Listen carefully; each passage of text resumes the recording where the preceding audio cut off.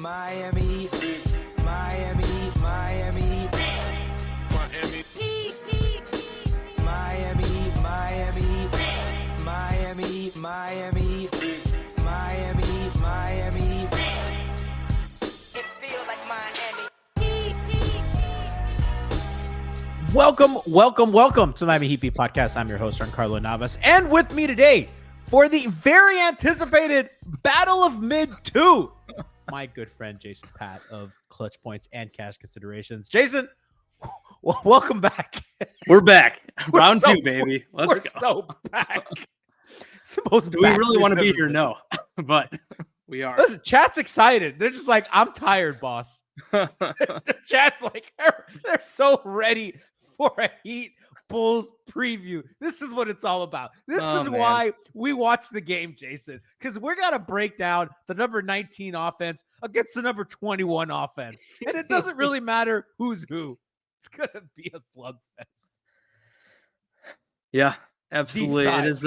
It's only fitting that we're back here. I mean, the Bulls' whole theme, like of this season, has been continuity. So it's only fitting that they just came. They came like 2 points short of going 40-42 again. And now we're back in the 8 seed or for the 8 seed in the battle with Bulls Heat. So it's basically continuity right there. The front office talked about continuity. They promised it, and here we go. We're back here with Bulls Heat for the 8 seed again for the second year in a row in South Beach. They delivered. Jason, people are gonna get mad at you. It's downtown Miami. South Beach is a full 15 minutes. No, the people will fight back, and I'm looking out for you because thank you.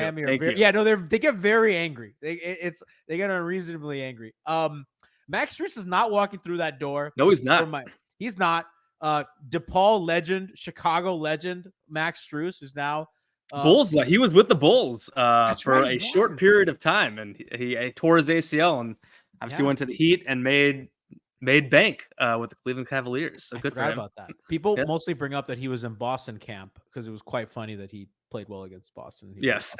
Yeah. So, fittingly enough, the winner of this gets the number 1 seed by a mile, Boston Celtics. And Jason, I don't know about you, as a Heat fan, there is a lot of that's a pure hatred series. Oh yes, and I gotta keep it real. I don't know if I want to go in without Jimmy and let them be happy at our expense. I don't know how Bulls fans feel because they've had some series in like the early 2010s, 09, all that stuff.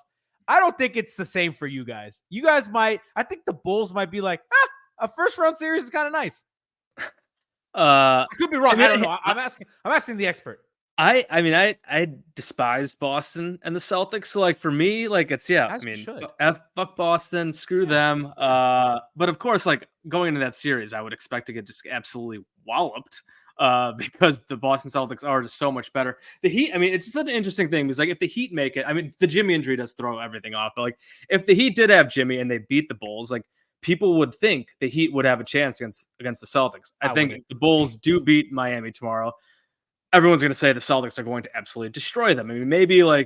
Maybe some people will be like, oh, Kobe White, like he had 42 points against the Hawks and he's really fun. And like DeMar, like maybe they can whatever, challenge them all. No, the Bulls will get absolutely destroyed by the Celtics if they make it. And like, for me, it's like, we've been kind of staring at this path for a long time. Like, the Bulls have literally been the 9 seed. They were the 9 seed for literally like 3 months since like mid-January. That's kind of funny. Since mid-January. So like the Bulls-Hawks matchup was basically set in stone destiny for several months. And then and I always figured the Bulls would beat the Hawks, and they sure did. Within 3 minutes of the game last night, I was like, the Bulls are winning this game. The Hawks are awful. They're a joke. Played out as expected. And then I've been following like who are they going to play in this.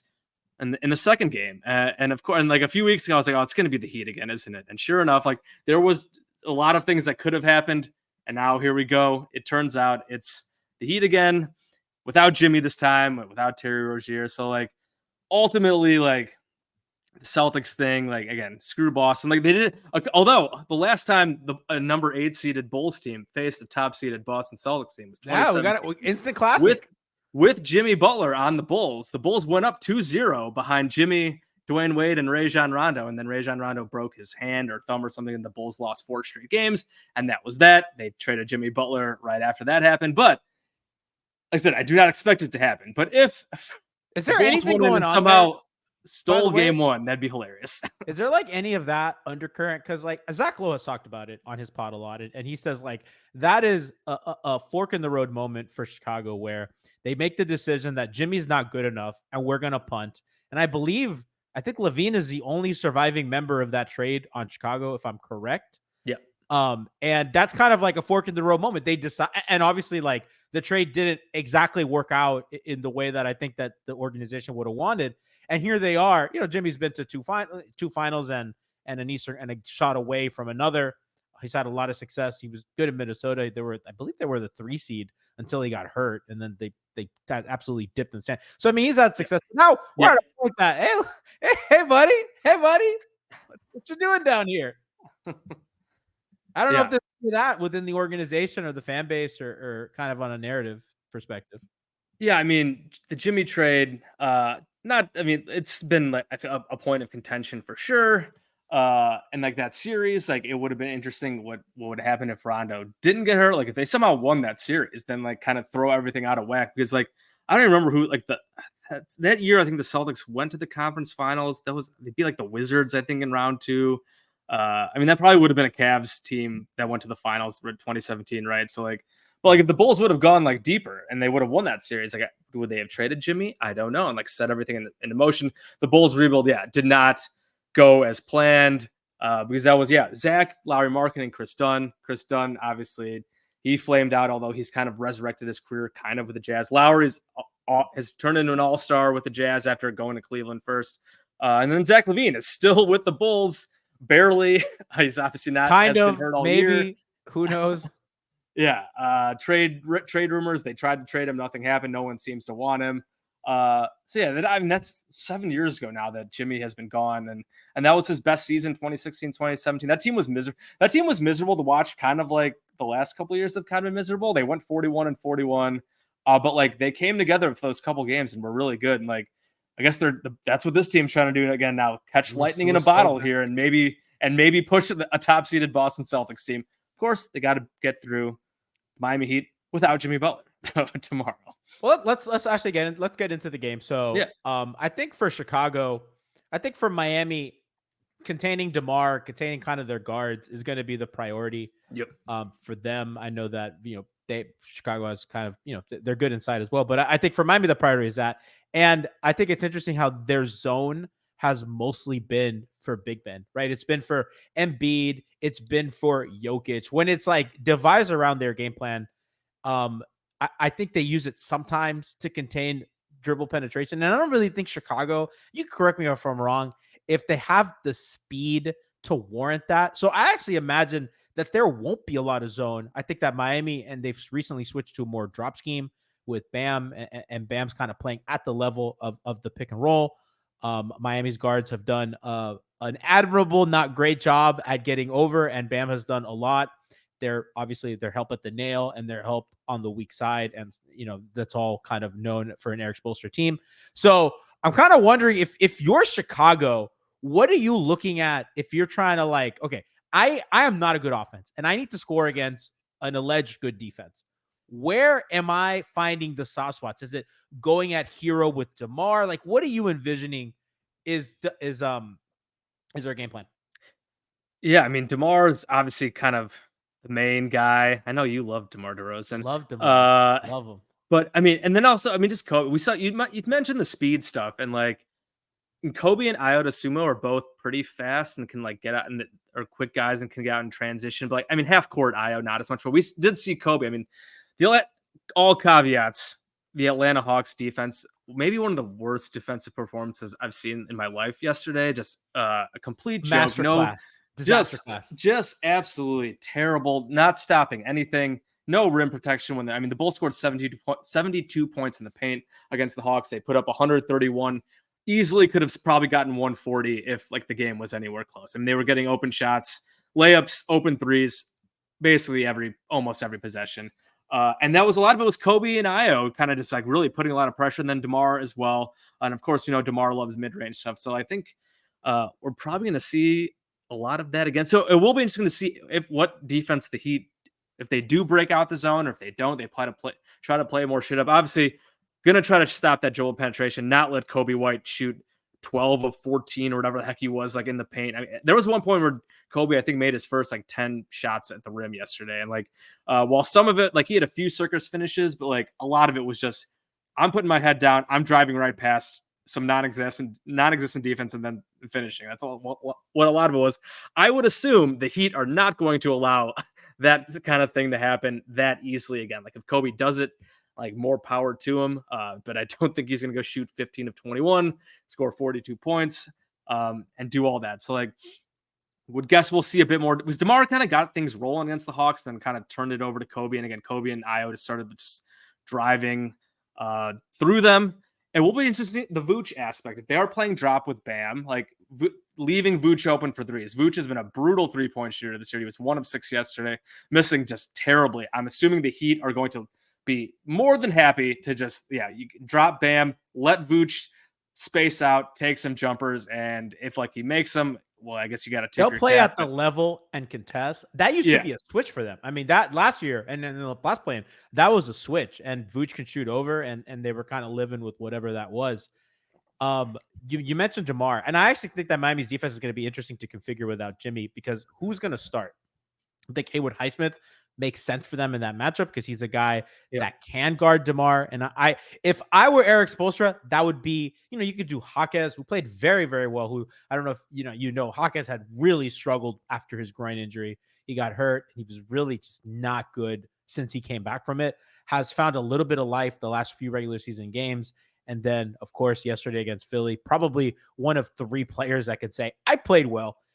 He can be happy with his performance. So Hawkins is certainly a guy, but I think Haywood Highsmith makes sense because you could put him on DeMar, and you could put Caleb on a guy like Kobe White and mercifully spare Tyler Hero from that assignment. And then you have Bam in a drop, obviously on Vooch, and then you kind of just go from there. It does make Miami a little small. And I don't know how you feel Chicago's going to attack. I mean, the Bulls have no size. They got Vooch, they got Drummond, but like they're going to be if Caruso, and they don't play together a lot, do they? What's that? They don't play together. Yeah. I mean, Billy's gone to it occasionally, but I feel like he usually does it against like other big lineups. Like he did it against the Cavs a few times when they have like Allen and Mobley out there. So like there were like some desperation situations he's gone with, but I would doubt he plays both those guys against a smaller Heat lineup. I mean, the starting lineup right now, like if Caruso plays, the starting lineup last night was basically 4 guards or 3 guards and DeMar, whatever you consider DeMar at this point, and then Vooch. So like it's probably going to be a lot of really small. They're like Javonte Green is getting the minutes at like the backup power forward. He's 6'4", 6'5". Like Torrey Craig didn't play that much. Patrick Williams is obviously hurt. Obviously Drummond's the backup center. So like they got centers, but like in terms of like big wings or like power forwards, that's really nothing. It's really nothing there. So it's a lot of small guys. Issue. I mean, DeMar's played a lot of 4 for them. Yeah. And that's kind of been their best option. I actually felt bad for them the last healthy Lonzo year because I'm sorry, was Lonzo? Yeah. Because they just didn't have enough defensively. They didn't have enough size because the guards were fantastic. But I mean, it's been the same thing. They have never had much size. Like Patrick Williams was the starting 4, and then I mean they were a few years ago. I think or even last year when Patrick Williams got hurt, like Javonte Green was a couple of years ago. Javonte Green was their starting power forward. Again, he's like 6'4", 6'5", very athletic. He's bouncy and all that, but he's still short. So like that kind of like really just never. They have not had size on the wing in the last couple of years. Like it's kind of been the thing is the roster has barely changed. It kind of makes it interesting because then like, what do you do if you're Miami with Jovic, who is very green, and I thought against Philly yesterday kind of became a target for them, and I think that Chicago could go at him as a soft spot. I don't know where you put him. If you put him against DeMar and just put size on him, I just think that DeMar's just gonna old man, and bad idea. I actually don't think it's a great defensive matchup for him. They could put him on Vucevic, and you could but now you're getting too complicated with where you're putting Bam. So I mean, if Caruso, you probably just put him on Caruso, I guess, and kind of roam. Caruso has improved so much as a shooter.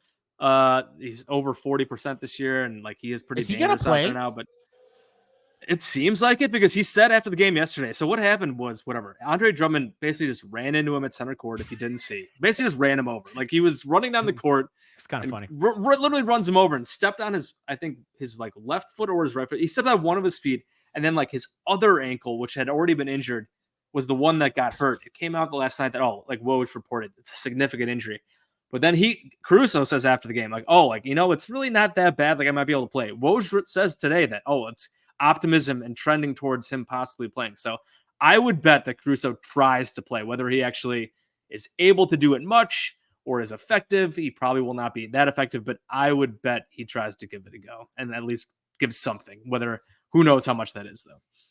So people in chat have asked, like, is Jimmy out for 4 weeks? I probably should have opened the show with this, but I also forget that people are not chronically online like us. So I just assume that people, I did not do my job as a podcast host.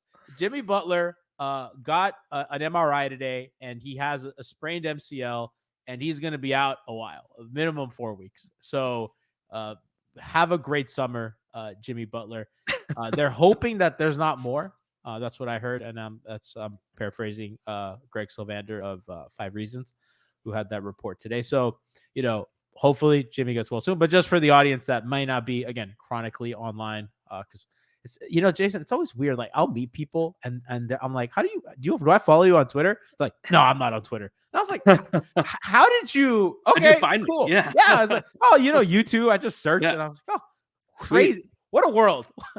About the Jimmy injury, it was very funny though. Like it got reported this morning from Shams and Woj that like he's got a sprained MCL, like he's gonna miss weeks. And then like his agent comes out like an hour later, or like minutes later. I remember the exact time I was like, we don't actually know what's going on here. Like the MRI hasn't been done yet. Who knows? Like, guys, come on, stop trying to spin this. Like, he's obviously out. Why'd you give it a Frank Isola, dude? Come on. That's the enemy. You don't like us.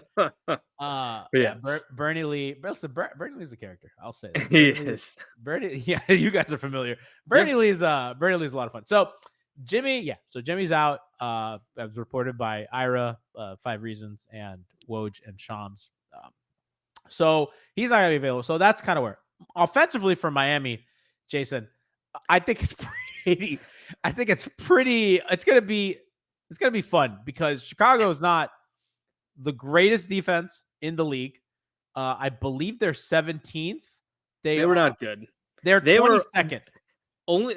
Their defense was elite in the clutch. So if it's a close game down the stretch, I'm assuming Miami won't be able to score. Because the Bulls' clutch defense was like 95 points per 100 possessions allowed. It's absolutely insane stuff. The Bulls defense not good. I mean, they have guys. Is it because all the switching? I imagine they just like switch everything. They give up a ton of 3-pointers because Vooch is obviously not good. Can't protect the rim. Can't really move that well. So like the way they play defense, they gave up the most 3-pointers attempts per game in the league, and like which did not hurt the most Hawks. mid-range, which tells me that he's just sinking in the drop. Yeah, they don't give up many points at the rim. I can't remember the exact stats, but they don't give up that many points in the paint. But they give up a ton of open attempts at the rim. Yeah, ton of open 3-pointers because that's how they are trying to like not just give up like free layups with Vooch and like to not get destroyed in pick and roll, but they give up a ton of open 3-pointers, and the Hawks did not take advantage of that. I think the Hawks only took like 33 threes. Like the Hawks needed to get up like 40 plus threes yesterday to have a chance in that game, given how bad their defense is. They did not. They were taking a ton of mid-range shots. So like even early in the game, the Hawks are just so bad. They're embarrassing performance yesterday. But so like the Bulls defense is not good, but they have some good pieces. Obviously, Caruso, we will see. I would assume like if he does play, like he'll probably get a lot of Tyler Hero. He's going to be the only legitimate creator on the Heat. Yeah, right. Especially with Rozier and then like Io can is a pretty solid perimeter defender one-on-one as well. So like they have a couple good perimeter defenders. They can wreak some havoc. Javonte Green as well a little bit, but obviously like DeMar, he's not a good defensive player. I mentioned Vooch is bad.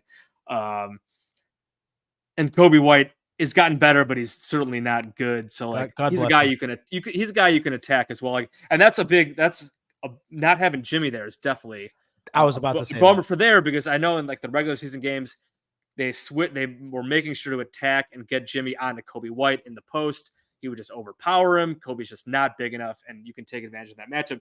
With Jimmy not there, yeah, I mean I know it's going to be a lot of Tyler Hero. I am curious, is Duncan Robinson actually going to play? He was available against the Sixers, did not play. I feel like if the Heat are going to win this game, they're going to need like a 7 3-pointer game from Duncan Robinson. He's probable. He is probable. He's downgraded from available to probable. Okay, so like, yeah, was it a back injury for him? It's some weird back thing that I'd never heard of, that I asked my best friend who's a physical therapist, and I'm like, what is this? And he goes, that's crazy. And I go, what does that mean? He goes, you don't see that every day. And I'm just like, what? So that doesn't sound good. That's not looking. I don't know.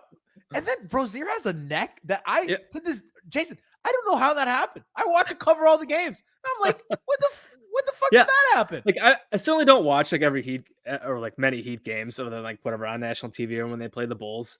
And like I feel like I saw like, oh, like Terry Rozier's like all of a sudden like missing all these games. Like I totally missed like when that happened, like what's going on here. And I just kept like assuming, oh, like he'll be maybe they're just like holding him out, like they're being safe, and then he'll be back for these games. And no, he didn't play last night. He's already been ruled out for tomorrow night. It's like, wait, what is happening here? So without Jimmy, without Rozier, like that is just just brutal in terms of the shot creation. Like, are we gonna? I mentioned Duncan. Like, are we gonna see? Is he gonna be able to play with this weird back injury? Like, if he can't go, like, Jason, is Bam gonna have to try to do a lot of offensive creation himself? Like Jaquez, like he's gonna have to do a lot too. Like, I'm pretty confident in the Bulls winning this game. Although I was last year too. That's crazy. Yeah, you winning, were.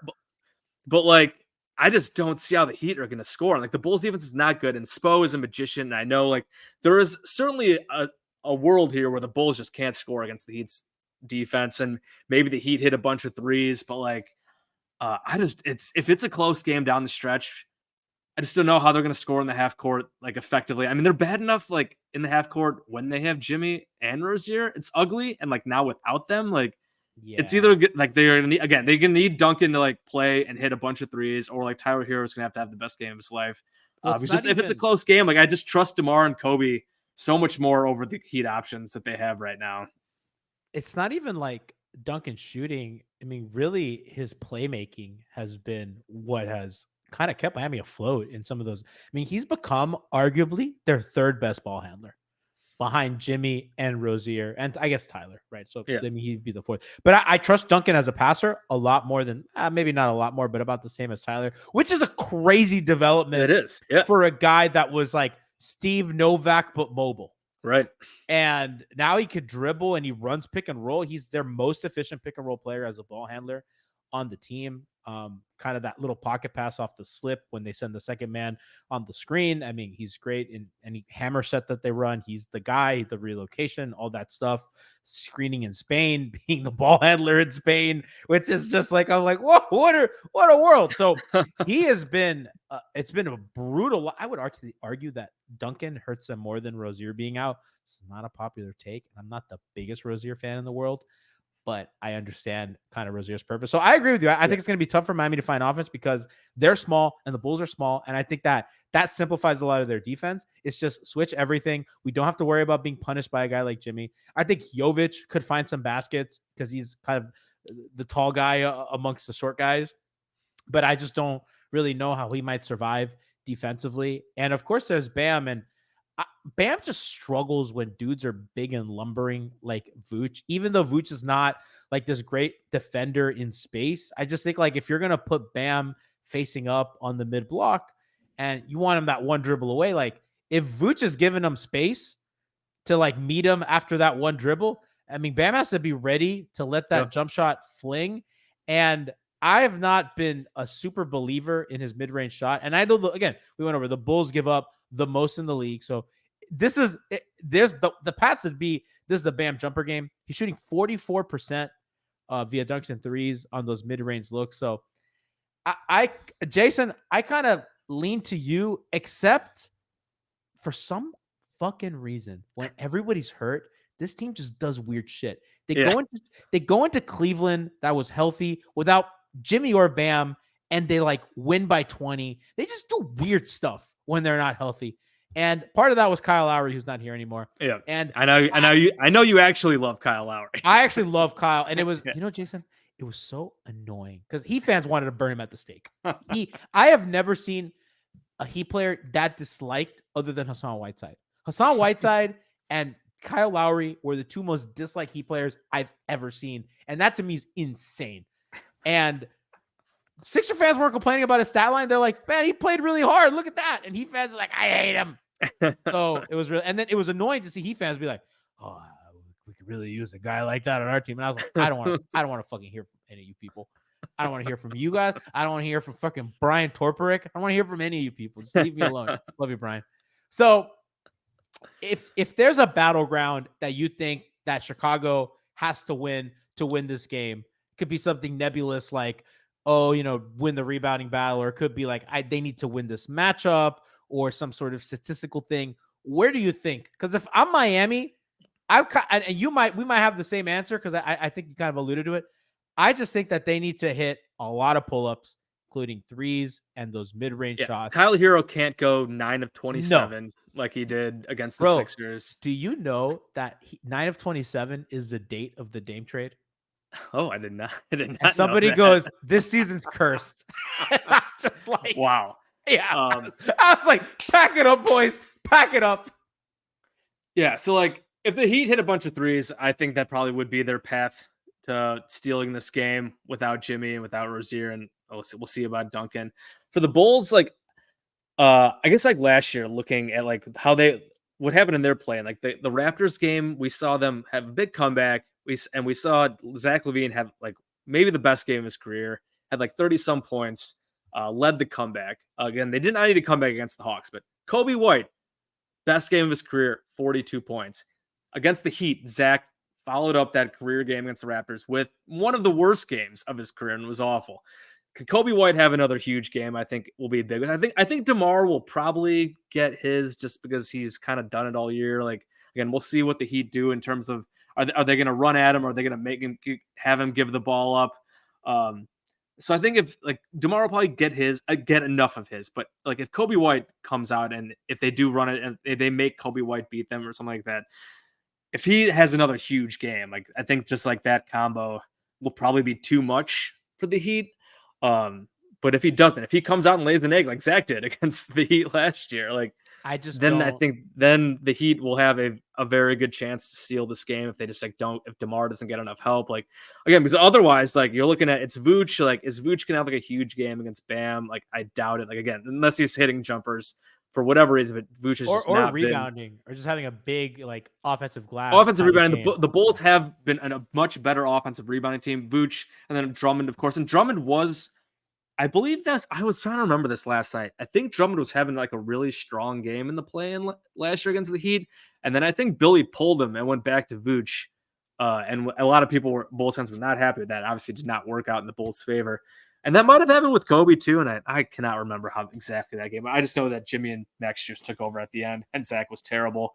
But yeah, so like, yeah, if Vooch and Drummond can make some hay on the offensive glass, and if Kobe White follows up his big game with another big game, like I just don't know if the Heat will have enough, unless again they hit a million 3-pointers, and then and then if it does get, and then I think getting into if we get into clutch time, the Bulls have been an elite, historic outlier, elite clutch team, and like again that doesn't necessarily some of that's just fluky luck, but like DeMar is legitimately been a great clutch player for a long time now, and like I would just trust him and then trust Kobe. It's way more in a clutch game down the stretch than what the Heat have available right now. Tyler Stock's at an all-time low. The way I can see the Vooch impact happening would be DeMar, because I just don't think Miami's just going to double DeMar like that. I think if it becomes a problem, then they'll make it hard.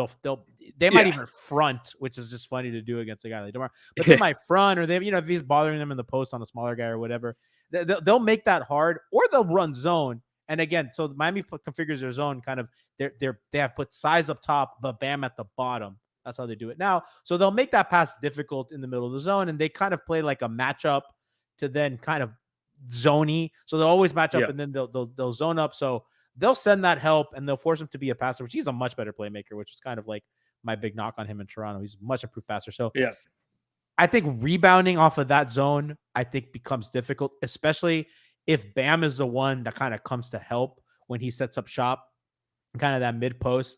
That's where I could see Vooch making an impact on the glass, because it just becomes difficult. So I think agree with you. A lot of kind of their success is going to come down to like is DeMar operating in a way that is going to force Miami to make an adjustment to kind of control that, especially without Jimmy, who's their best help defender. Yep. I think he's their best guy in the passing lane. He's the best guy at the nail. So it's going to be tough. Jason, I'm gonna be real with the audience. I don't want them to win tomorrow. I'm gonna go on record. I don't want them to lose to Boston. I can't take that. My heart can't take that. I cannot be on Twitter and take that. I just can't. I'm too online. And chat. Somebody in chat, Codaverse says, "I'm with you. Thank you." I gotta be honest with you. Just end it. Just let Jimmy get healthy. I want a vacation. I don't want to do this anymore. If they win, we'll move, I guess. But hopefully. I don't want to say hopefully. I don't like rooting against them, but it just kind of is what it is, man. I mean, that's how I am with the Bulls. Like coming into this, like I there's a small part of me that wanted them, that would have been like totally fine with them losing to the Hawks and getting embarrassed, because just like the way their front office has operated, like they're certainly going to treat like last night's game as like a huge, like, oh man, like this is like we like Kobe White had this huge game, like huge, like minute, like whatever opportunity for him in an elimination game. Like we need to keep this kind of moving forward. Like they're going to give DeMar like a huge contract. And they're just going to keep this. I mean, the Bulls front office has literally like not made an actual trade of a player in like 3 years. They've done almost next to nothing. That was the Heat too for a while. Yeah. I mean, the continuity thing, and they've taken it to like a crazy degree, despite since Lonzo getting hurt, they've been a mediocre team at best. But like whatever, AK comes out every trade deadline where he doesn't do anything and says, like whatever, like, we compete with all these teams. Like we win some of these, we can beat good teams. Like every team does that, unless you're like the absolute Miami did it in the league. Yeah, and then I think also like, you'll see like whatever, the Miami Heat, they went from the 8th seed and they went to the finals last year. Like, so as long as we get in the play-in, like, and have a chance there, like we're totally fine. So if they would have lost the Hawks like an embarrassing fashion, maybe they would have actually tried to pivot in a different direction. Again, I think now that they've won this game, and like I said, I do think they're going to win tomorrow, that they make the playoffs. No matter what happens, they can go get smoked by Boston in 4 games. They're probably going to be fine with, hey, like we started 5-14, but we rebounded and we made it through the play-in tournament. We made the playoffs. Like we're all good. DeMar, here's $100 million. No way. I'm telling you, man, they're going to give him like a 3-year, like $90 million deal. It's happening. It's happening. You watch. Maybe not that much, but like I've resigned myself. And like, I know you're not a DeMar guy. Like DeMar like has outplayed his contract. I agree. Like I'm a hater, but I have eyes. Yeah. Like he has been like so much better for the Bulls than I ever imagined he would have been. And he's earned another big contract. I just don't want it to come from the Bulls. Like as good as he's been, like it's just another just not going. You're just kind of keeping the status quo that just hasn't been good enough, and beating the Hawks, a terrible Hawks team who's 10 games under. They lost the last 6 games of the year, and then beating a Miami Heat team without Jimmy Butler, without Terry Rozier.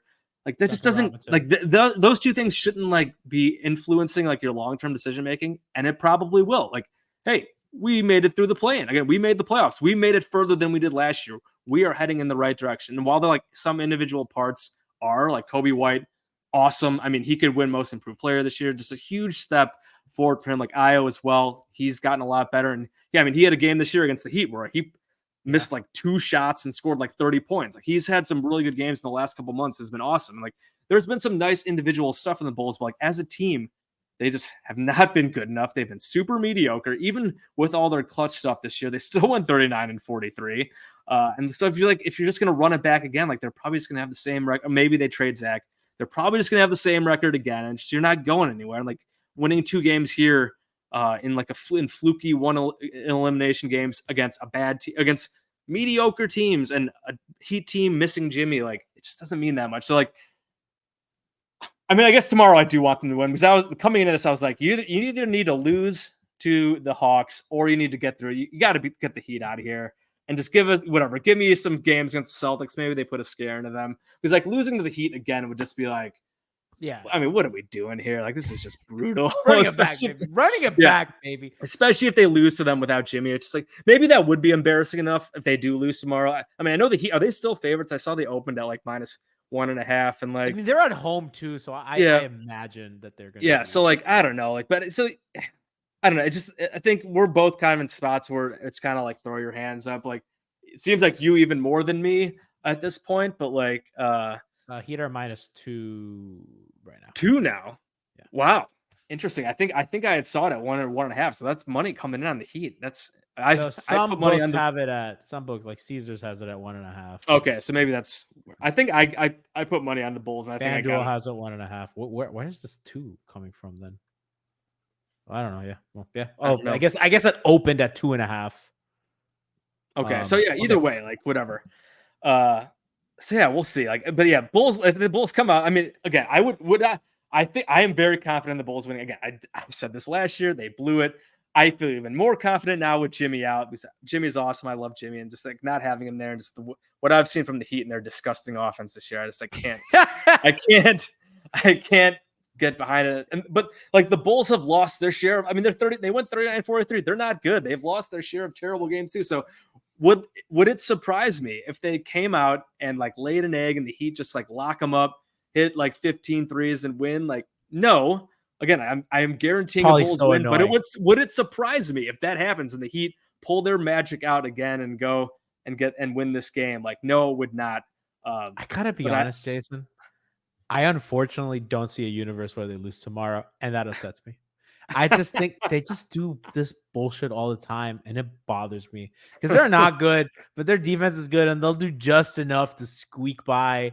And I don't know. There's an annoying hero. I hope I'm wrong. And I know that this is not what you want to hear, Heat fans. I'm sorry. I'm not going to lie to you. I've not lied to you in the 11 years that I've done this. I haven't lied to you once. It's just life. So I don't know. It would be very funny and ironic if the Bulls do like play whatever. It's a clutch game and they just like choke on it in the clutch like again for the second straight year after they were brutal all year in the clutch last year. It's so funny. Like 2 years ago when they first put this team together, elite clutch team, DeMar like did all this stuff last year. Awful in the clutch, and they melted down in the clutch against the Heat, and the Heat took over and won that game. And now this year, they've been probably like the second best clutch team behind, I think, like only the Nuggets. So it would be very funny if they come out and they just like melted down in a clutch game against a Heat team without Jimmy Butler. They lost, and that's how their season ended. It would be too funny. It would probably be very on brand for this mediocre, the Bulls basketball that has been going on for a long time. And again, would I care? Would I be upset? No, not really. Because if they lose, it's like the prize for winning this game is going and getting your just shit stuffed in by the Boston Celtics. So like, it's either ending tomorrow or in a week and a half, 2 weeks, unless like both Jason Tatum and Jaylen Brown like tear their ACLs. And even then, like a team with Porzingis and Drew Holiday and Derek White might still beat the Bulls. So. That'd be funny. Yeah. Well, Jason, I've enjoyed the preview of the Battle of Mid. Tell people where they can find you, your great work. Yeah. You can follow, first of all, the podcast, part of the Blue Wire Network, Cash Considerations. Family. Yes, absolutely. Blue Wire Network family. Love it. Cash Considerations, a Chicago Bulls podcast. Me and my guy, Ricky O'Donnell. That's where the pod is. If you ever have any interest in listening to us talk about Bulls basketball, I'm not really sure why you would, but in case you did, and we're going to be talking about the game tomorrow night for sure. Got the podcast there. You can follow me on Twitter at Bulls_J. We'll be tweeting about the game tomorrow. And then also just check out clutchpoints.com. I don't really do work there anymore, but I work there. So go check it out. Give us those page views. Yeah, there you go. Give that up. We will be live tomorrow with another MHB post-game show with I can't even promise a level of enthusiasm, but if they lose, I'll be enthused. If not, we'll see.